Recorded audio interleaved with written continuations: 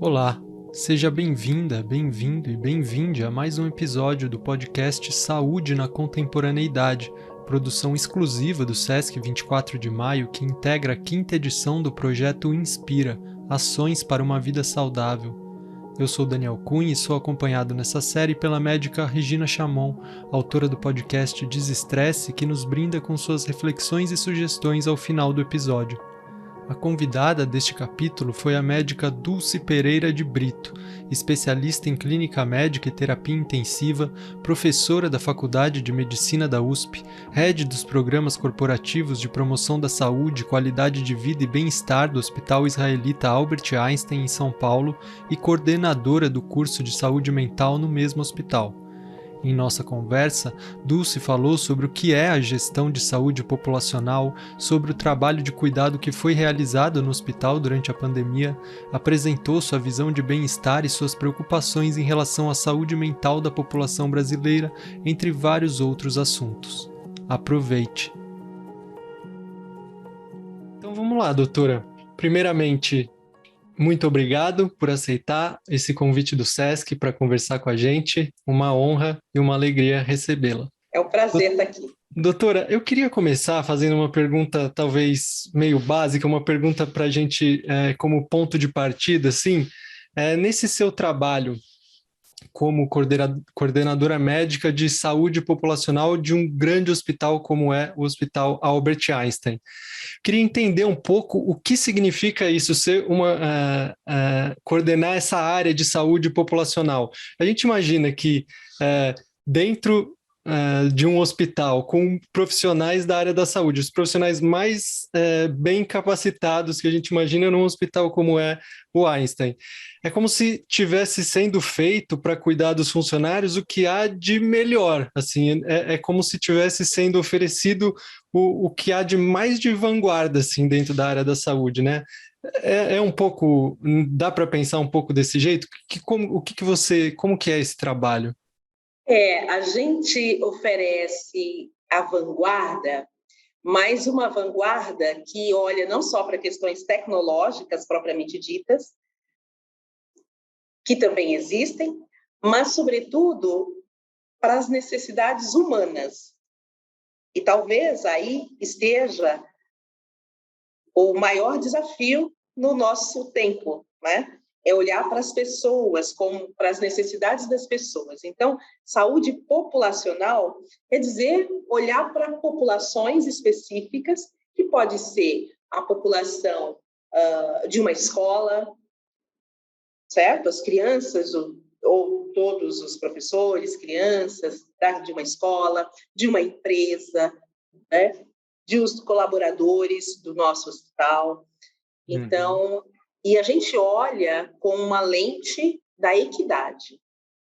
Nosso norte é a equidade, porque o fato de trabalharmos num hospital tão grande não significa que não tenhamos aqui dentro também uma pirâmide social. E a gente usa a lente da equidade para entender quais são as principais necessidades que cada um dos nossos colaboradores tem para se desenvolverem plenamente, tanto profissionalmente, na entrega do seu trabalho, mas também com muita saúde, com muita qualidade de vida, com muito bem-estar, entende? E isso a gente também replica para nossos clientes, para outras empresas, também com esse olhar, né? Estruturando um programa e um cuidado centrado na necessidade das pessoas. Muito bom. Você falou sobre individualmente esse olhar, né, de que isso é algo que é oferecido, assim, é possível identificar isso individualmente, mas eu imagino que também a gente tenha desafios correspondentes a essa área, desafios correspondentes a quem trabalha dentro de um hospital. E aí eu ia perguntar para você quais são os principais desafios dentro da área da saúde, dos profissionais da saúde hoje, e eu imagino que isso vá se misturar com o momento em que a gente vive há 2 anos, que é um momento muito particular e que bagunçou os planos de todo mundo. Ah, certamente. Certamente, as nossas maiores necessidades agora são necessidades, primeiro, eu acho que de reconexão conosco mesmo, porque a pandemia tirou de nós muita coisa, né? Nesses 2 últimos anos. Ela não tirou de nós só o convívio com os nossos familiares, com os nossos amigos, não tirou de nós só o estar em lugares que a gente queria estar para passear, para descansar, né? Mas ela tirou de nós muitas vidas, né? E isso impactou muito fortemente as pessoas que foram treinadas para cuidar, para minimizar sofrimento e para salvar vidas.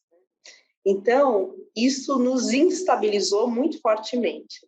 E o nosso maior desafio hoje é a gente voltar para o nosso estado de melhor equilíbrio entre a nossa vida pessoal, a nossa vida profissional, que foi de muita entrega, de muito trabalho, e eu acho que reconectar com o bem-estar mesmo. Com o bem-estar, não só o bem-estar físico, né? Porque nesse processo muitas pessoas ganharam muito peso, muito, né? Pelo estresse, muitas pessoas, sei lá, passaram a se cuidar menos em função do outro, mas também a gente melhorar o nosso bem-estar mental, o nosso foco, a nossa concentração, nosso descanso mental e emocional, né? Para além da reconexão social que, graças a Deus, já estamos voltando. Uhum. Você falou bastante em bem-estar. E bem-estar, se a gente conversando com as pessoas que estão nos ouvindo do SESC, ouvintes do SESC, pessoas normais, né? Pessoas que estão andando por aí no mundo, não são profissionais de saúde necessariamente. Bem-estar é um tema que a gente tem ouvido bastante nos últimos anos e que está chegando assim nas pessoas, né? Está muito presente nos meios de comunicação, está muito presente nas redes sociais, a gente tem ouvido falar sobre isso nas conversas por aí. E aí eu tenho uma impressão que tem um caminho desse do bem-estar que a gente está recebendo, que às vezes vai numa direção de que você é o responsável pela sua saúde.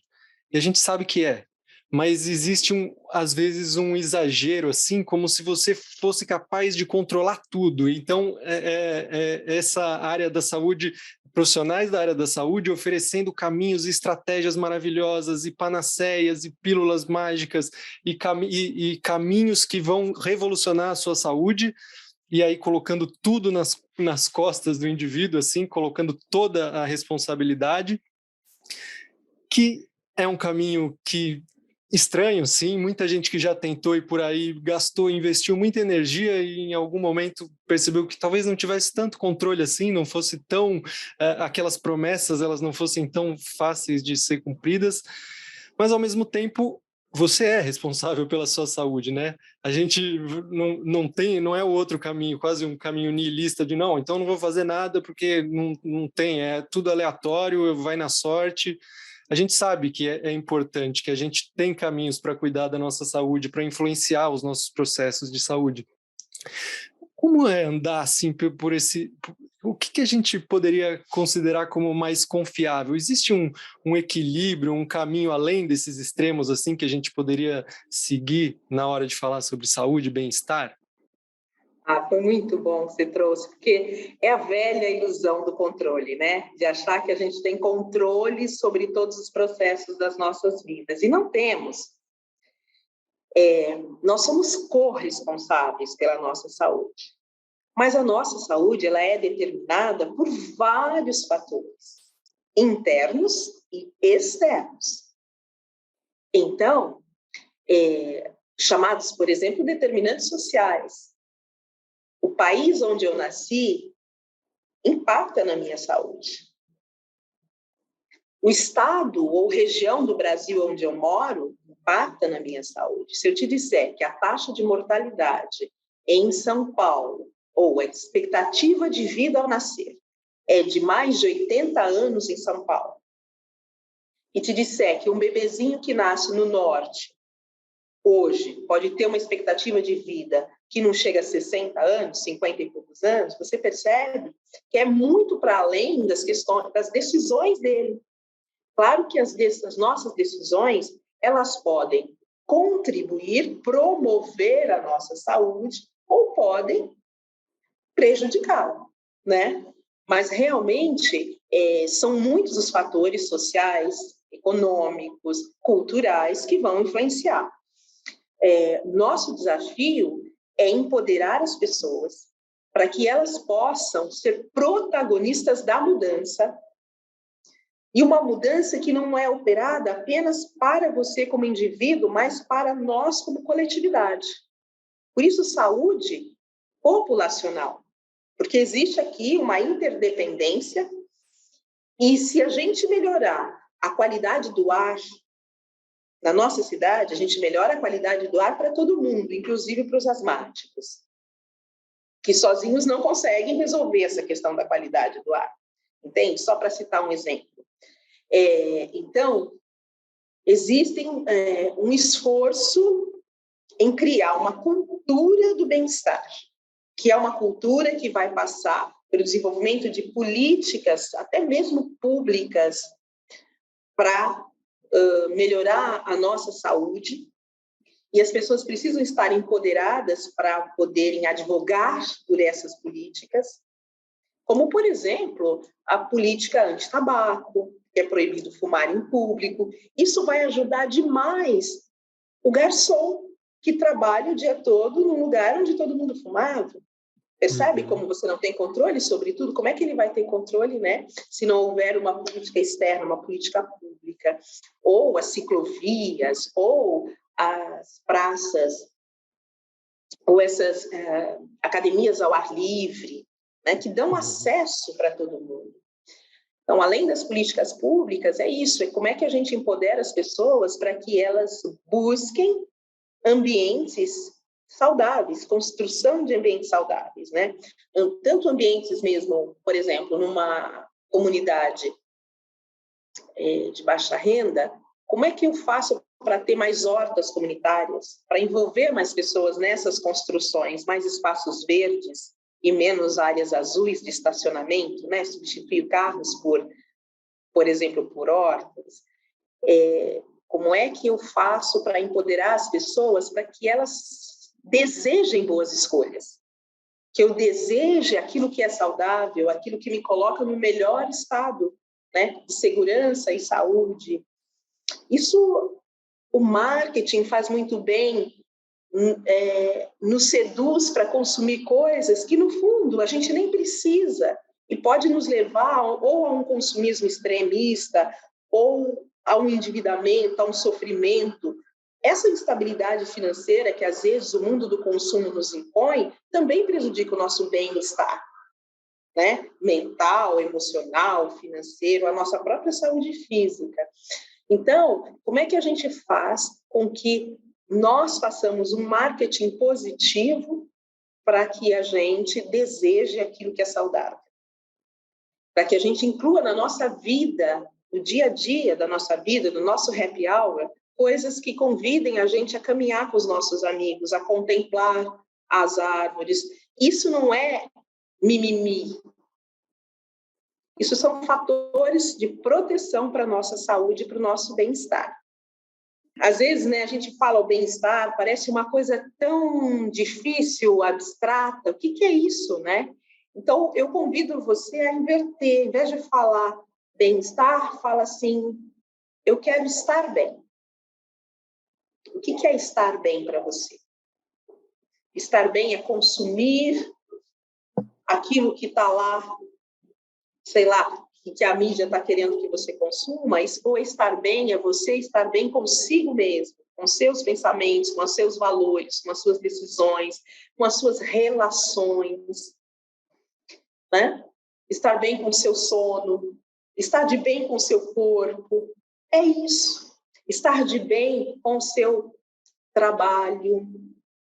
Olha, a gente tem um desafio tão grande quando fala em trabalho, porque nós vivemos num país que tem 15 milhões de desempregados.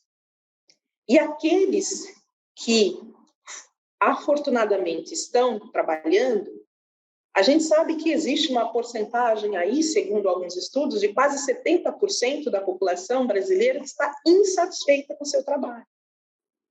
Então, não tem o tal do bem-estar ocupacional. Está infeliz com o seu chefe, está infeliz com o seu trabalho, não encontra sentido nem propósito, está infeliz com os seus ganhos financeiros, enfim. Então, a gente trabalha o conceito aí do bem-estar em 6 dimensões, em 6 domínios. Então, a gente fala do bem-estar físico, minha saúde física, a gente fala do bem-estar mental, que é minha capacidade de criar, de inovar, de raciocinar, de ter concentração, memória. Tem o meu bem-estar emocional, né? Como é que eu estou lidando com as minhas emoções e com as emoções do outro, quanto que isso está me impactando, quão estressado eu estou, ansioso ou deprimido. A gente fala também do bem-estar social, que é justamente esse das nossas relações com os nossos amigos, com os colegas de trabalho, com os colegas de estudo, enfim, com os nossos colegas gestores, enfim, com as pessoas, né? É o bem-estar social. E tem o bem-estar espiritual, que é esse que diz respeito ao propósito da nossa vida, ao sentido da nossa vida, ao motivo pelo qual você levanta de manhã.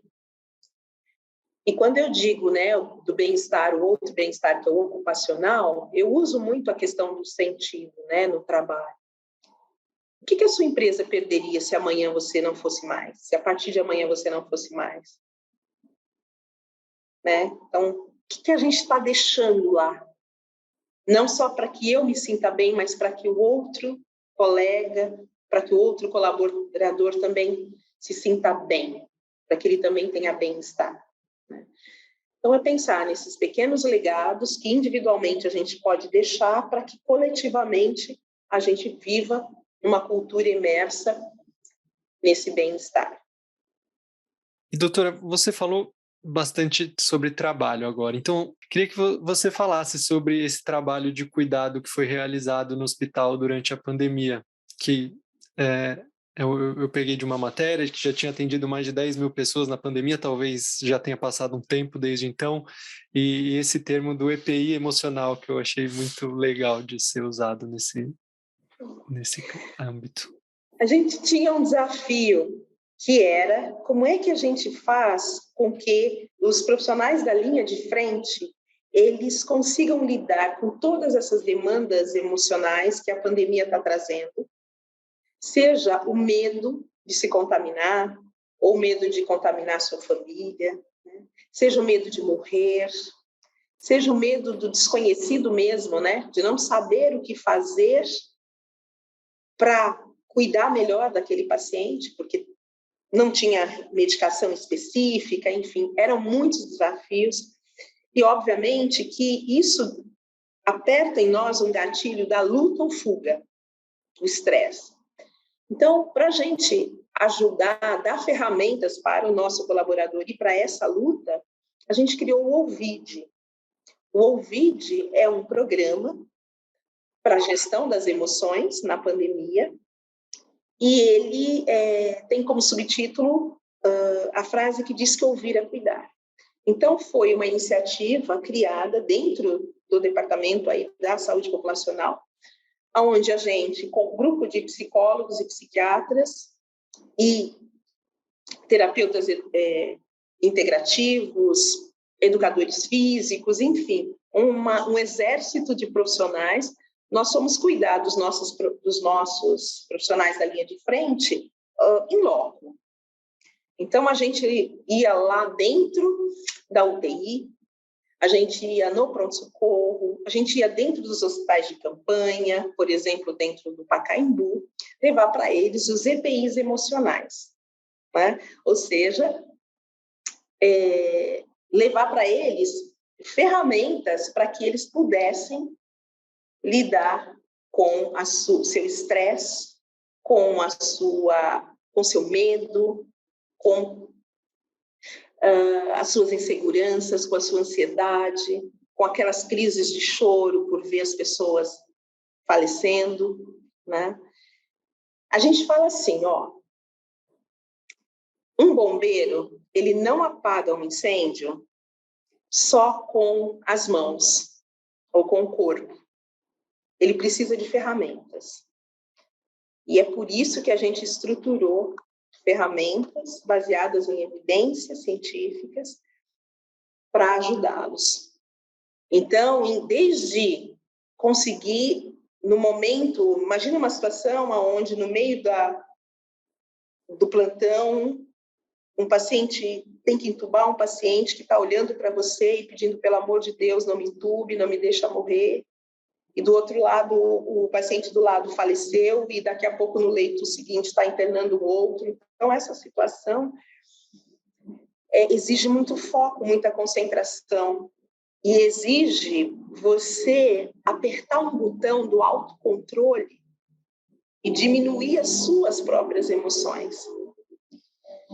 Como é que você faz isso? E que horas, em que momento que você põe tudo isso para fora? Tem que ter uma válvula de escape, porque ou, se você não tiver uma válvula de escape, você vai explodir, ou você vai implodir num burnout, numa depressão, né? Então, o que nós fizemos foram rodas de conversa com psicólogos e psiquiatras, com esses times, para que eles pudessem desabafar, para que eles pudessem falar, para que eles pudessem chorar, para que eles tivessem um espaço seguro para demonstrar as suas fraquezas, as suas vulnerabilidades, as suas inseguranças, os seus medos, reconhecendo-se como humano, porque nessa hora, quando os nossos pacientes precisam muito de nós, algo acontece em nós que a gente é revestido de uma força, uma coisa, é quase como uma história da mãe que a criança cai no lago e tem um jacaré, ela vai lá e põe a mão, mesmo sabendo que tem um jacaré, sabe?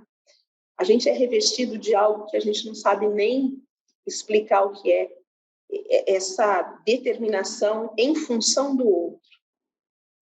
Mas se a gente não se cuidar, olha, tinha profissionais que não estavam mais nem indo dormir, ficavam direto no hospital. E a chance da gente quebrar todos esses pontos do bem-estar, esgotar todas as energias é muito grande, né?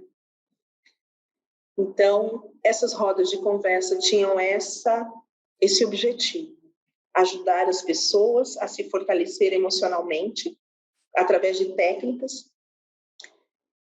com os nossos terapeutas integrativos, por exemplo, meditação, técnicas de yoga, atividade física, música. A gente colocou muita música também dentro das unidades, né? Tínhamos também um canal direto telefônico que eles poderiam ligar o nosso hotline. E também desenvolvemos uma plataforma web com muitos vídeos, podcasts e material de apoio que eles poderiam ouvir ou escutar para poder esvaziar, né? Desestressar, descomprimir e ressignificar o momento. Interessante, doutora, muito bom. E é curioso que isso tenha acontecido por conta de uma tragédia como vem sendo há 2 anos, porque é algo que os profissionais de saúde, os médicos, as enfermeiras, todo mundo precisava disso desde sempre, né? Isso precisava estar na universidade, talvez já esteja em várias, mas eu acho que ainda a passos lentos e precisou de algo como dessas proporções para mudar isso, permear um pouco a cultura, né? Acho que outros hospitais e muitas áreas de saúde também entenderam isso e que era necessário oferecer isso para os seus, para as pessoas que trabalham ali. Como foi um pouco a resposta dessa população do hospital? Como foi para os profissionais de saúde receber esse cuidado?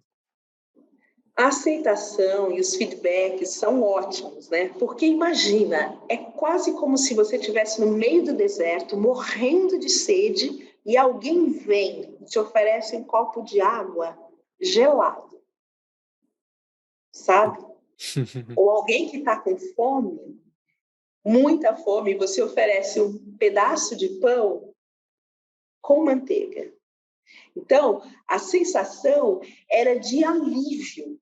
Era aquele minutinho que você tira a pessoa de dentro do furacão, de dentro da UTI, de dentro da enfermaria de Covid, vem para uma sala e vamos respirar. E vamos encontrar o nosso ponto de equilíbrio. Tá? E vamos descomprimir. Então, os feedbacks assim foram maravilhosos, né? Muitas pessoas hoje em dia são gratas, assim, a gente caminha pelo corredor e é bacana porque é do CEO a camareira, foram todos os níveis hierárquicos foram atingidos ou foram impactados, né? Então, realmente, eu acho que foi água no deserto. Tava todo mundo precisando muito. Muito. A gente fala que, como você bem trouxe, né, essas questões de saúde mental, elas já eram muito relevantes, muito significativas em todas as organizações, inclusive nas organizações de saúde, né? Porque a gente convive muito o tempo todo com a dor do outro. Tirando raras exceções, como, por exemplo, numa maternidade, que legal, nasceu uma criança, nasceu uma vida, né? Mas ainda assim, você pode imaginar o estresse que tem nos bastidores para que tudo ande perfeito, para que aquele parto seja o parto mais adequado possível, sabe? Para que nada transpareça do estresse ou da preocupação que estamos vivendo por trás daquele caso, é um exercício muito grande de autocontrole, né? Só que não somos máquinas. A gente tem a nossa história de vida. A gente tem as nossas dores, as nossas angústias, né? E como é que... Olha, tem uma frase que eu gosto muito que fala assim: quando o palhaço chega no circo, que é o seu trabalho, e ele diz, respeitável público, ninguém jamais sabe qual o tamanho da dor e da fome daquele profissional, não é? Então, você gasta uma energia muito grande, emocional, mental e espiritual, para você estar no seu melhor estado mental para doar-se para o outro. Essa é a nossa profissão. Esse é o nosso dia a dia. Acontece que antes, quando chegava um paciente infartado, ou infartando, ou tendo um AVC, ou alguém que teve um acidente de moto, automobilístico, era a vida deles que estava em risco. Agora, não era só a vida do paciente que estava em risco, era a nossa também. Então, você percebe o que é isso para o ser humano? Agora é a sua vida que está em risco, ao cuidar de alguém potencialmente contaminado. E não é só a sua, é a sua e a da sua família. E o veículo para levar aquilo para a sua família é você. Então, a carga mental foi muito grande, né? Então, assim, a gente já tinha questões de saúde mental, porque nossa área é uma área que demanda muito equilíbrio emocional, mas a pandemia fez o favor de pegar essa garrafinha de refrigerante que já estava sendo agitada, e abriu a tampa. E aí... Uhum. E você falou em descompressão algumas vezes. Eu queria te perguntar agora, no momento em que a gente está. A gente está falando aqui em abril de 2022. Que ponto dessa descompressão a gente pode dizer que estamos? Assim, como está a saúde populacional da população que você cuida no hospital? Uau! Eu te diria que temos para todos os gostos. Esses 2 últimos anos, foi uma travessia, uma caminhada longa. Nós temos muitos nadadores cansados, porque é uma travessia que demanda muito esforço. Enquanto se dizia, fique em casa, para a gente era o contrário, vem para cá. Uhum. Né? Vem para o centro do furacão. Muitas pessoas que estavam de férias, as férias foram suspensas. Então, as pessoas estão muito cansadas, né? Mas já estivemos mais. Agora, eu te diria que nessa estrada tem gente que já está muito bem, que cresceu muito com tudo isso, que aprendeu muito com tudo isso e que realmente já está muito bem, mas nós temos feridos da guerra. Nós temos pessoas que ainda têm crises de ansiedade, nós ainda temos pessoas que têm crises de choro, por lembrar. Pensa de Manaus, pensa em Manaus. Você imagina, você sendo um profissional de saúde, isso para a gente é algo, assim, é de uma violência muito grande, porque a gente foi treinado para minimizar sofrimento.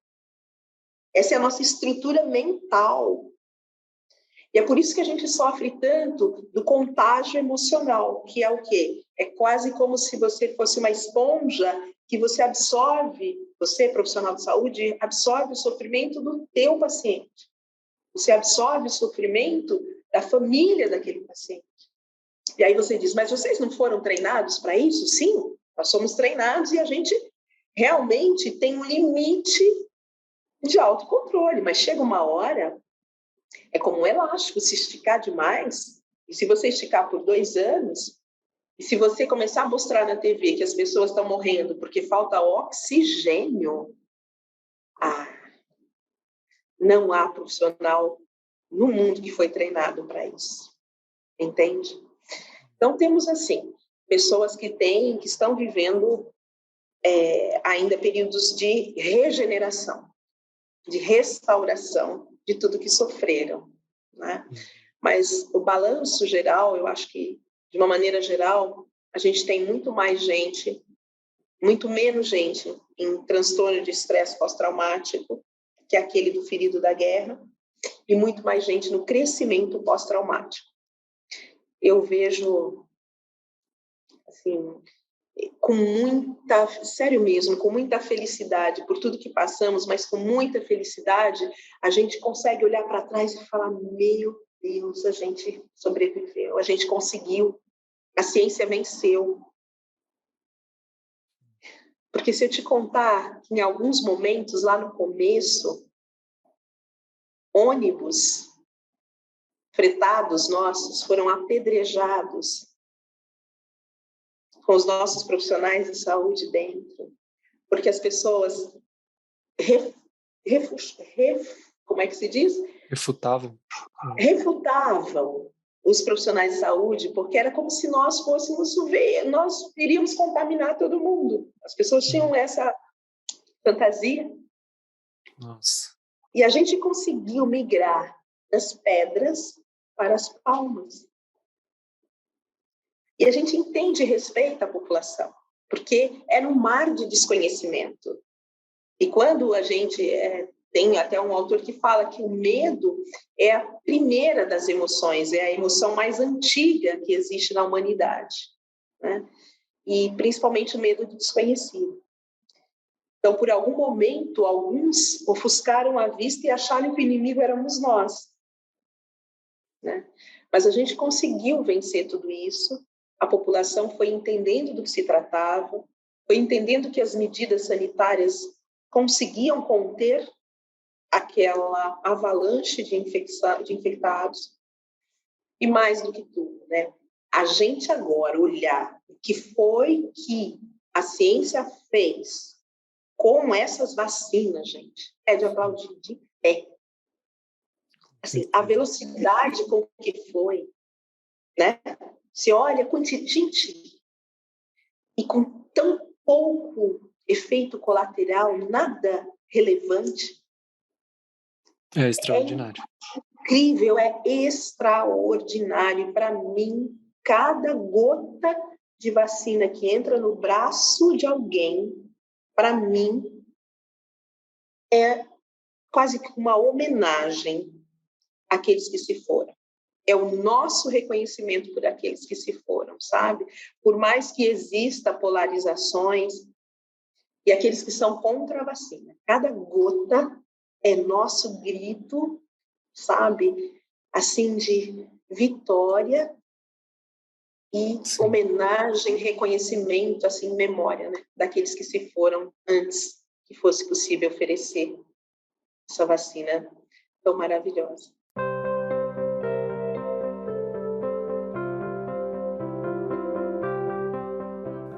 Oi, é a Regina por aqui. Voltei com meu pitaco. Que delícia ouvir a voz doce da doutora Dulce falando sobre assuntos muitas vezes duros de ouvir. Ela falou sobre vanguarda em saúde. Acho curioso pensar em vanguarda como olhar para as necessidades humanas. Isso deveria ser a base do cuidado, o que sempre foi feito. Mas a doutora Dulce tem toda a razão ao dizer isso, porque muitos de nós, profissionais de saúde, deixamos de cuidar de seres humanos como pessoas. Deixamos de cuidar de nós mesmos como pessoas. Passamos a nos ver e ver ao outro um pouco como máquinas. Das coisas maravilhosas que a Dulce falou, uma que me capturou é que temos necessidade de reconexão com a gente mesmo. Lembrei de um texto atribuído a um ensinamento budista, que fala que adoecemos sempre que perdemos a conexão com o nosso corpo, com nossa respiração, com nossa mente. Adoecemos sempre que perdemos a conexão com as tarefas cotidianas, com a natureza, com a comunidade, com as linhagens de sabedoria. Adoecemos sempre que perdemos a conexão com a dor, com as qualidades sutis do silêncio, do espaço, da alegria. Meu convite é para que você reflita qual a conexão que te falta agora, ou qual a conexão que está frágil e precisando de cuidado. Nas palavras da doutora Dulce, o que é estar bem para você? Ouvindo você falar agora sobre tudo que foi realizado e esse momento de crescimento pós-estresse, queria te propor um exercício imaginativo aqui, a gente está se encaminhando para o encerramento da nossa conversa. Esse trabalho foi feito dentro da população de um hospital de São Paulo, com profissionais de saúde, mas esse estresse traumático atravessou barreiras e está em todos os lugares, em todos os países, está por todo canto. Como um exercício imaginativo, se você fosse convocada de uma hora para outra para ganhasse uma atribuição dentro do Ministério da Saúde, assim, o que, a partir dessa experiência que você teve cuidando dos profissionais de saúde, seria interessante de ser oferecido para a população como um todo? O que você gostaria que as pessoas tivessem acesso a algumas das ferramentas que você comentou? Não sei se tem ferramentas que foram muito específicas para profissionais de saúde, mas imagino que tenha coisas que seriam boas para todo mundo, assim. O que é que você acha que seria bom que as pessoas tivessem, assim? O que você gostaria de oferecer? Uau! Olha, eu vou fazer um recorte, porque é claro que tem muitas coisas que a população precisaria ter, né, acesso, mas eu vou fazer um recorte na saúde mental. Eu acho que a saúde mental no nosso país ela é subtratada, subdiagnosticada. Existe ainda muito estigma com relação à saúde mental. Não sei se você sabe, mas o Brasil é o segundo maior país das Américas em depressão. E o quinto no mundo. O quinto país no mundo mais deprimido é o Brasil. E somos o país número 1 em ansiedade, em transtornos de ansiedade, sabe?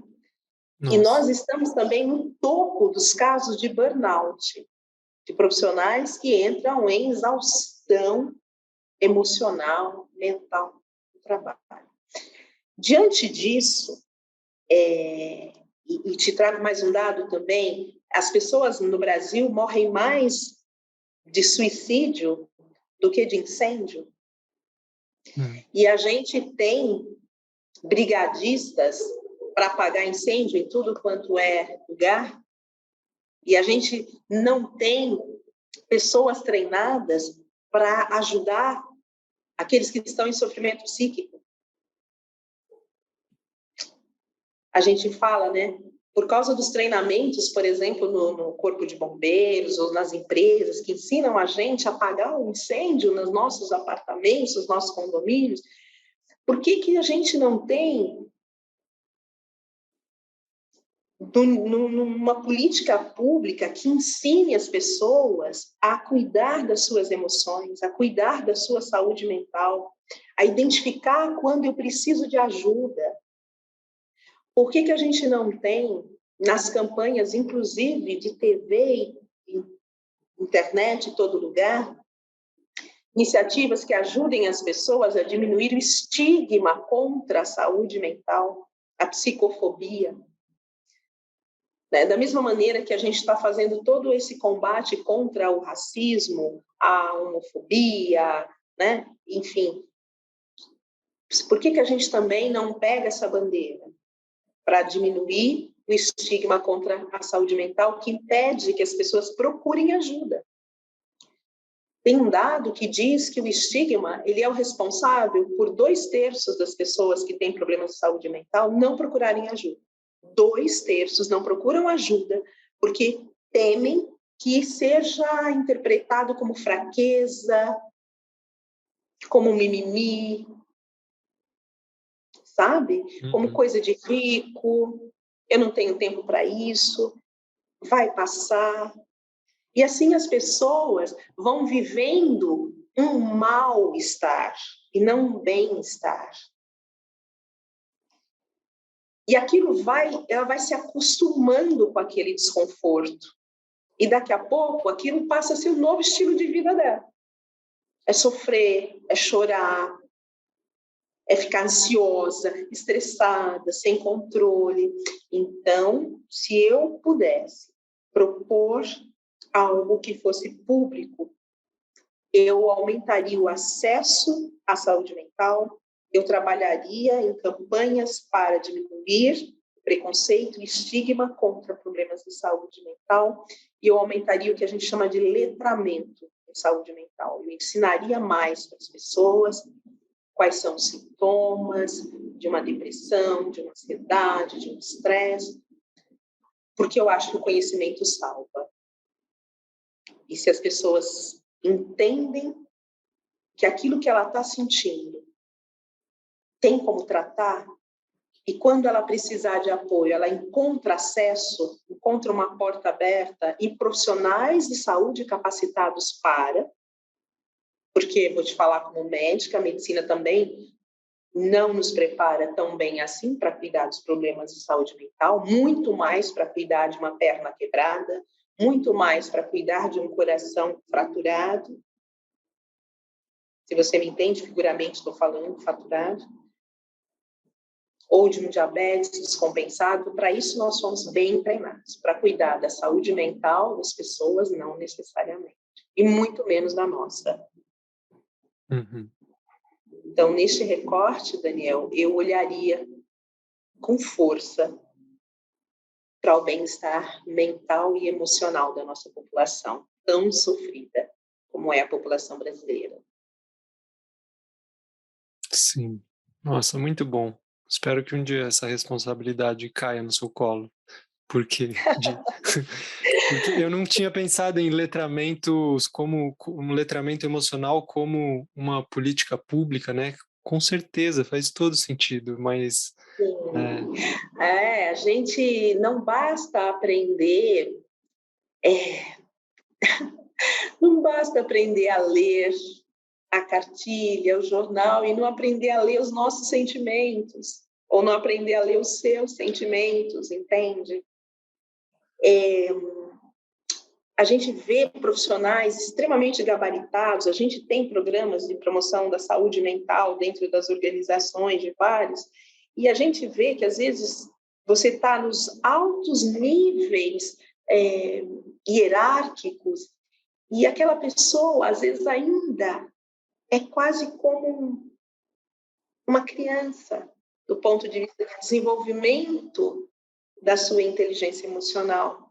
Altamente inteligente em outros aspectos, né? Mas muito pobre na gestão das suas emoções. Então, eu acho que a gente tem que aprender isso desde a escola.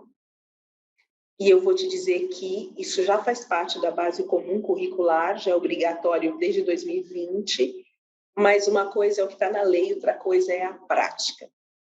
E eu advogo aqui, eu defendo que a população cobre para que efetivamente isso aconteça em todos os níveis. Não é obrigatória a educação física? Deveria ser obrigatória a educação também emocional. Uau. Maravilhoso, doutora. Muito bom ouvir alguém na sua posição, no lugar onde você trabalha, falando sobre esses assuntos, trazendo à luz a importância de falar sobre saúde emocional. É muito bom, assim, fico grato de você ter compartilhado com a gente, com os ouvintes do SESC também. Imagino que muito mais gente esteja feliz agora de ter ouvido. Muitíssimo obrigado pelo seu tempo e é isso aí, até uma próxima. Eu que agradeço a todos vocês e o meu convite é realmente que a gente faça a diferença, cada um dentro da sua governança, do seu espaço, qualquer que seja, mesmo que seja na sua casa, né, com seus amigos, que cada um de nós busque esse tão desejado bem-estar para que a gente fique bem,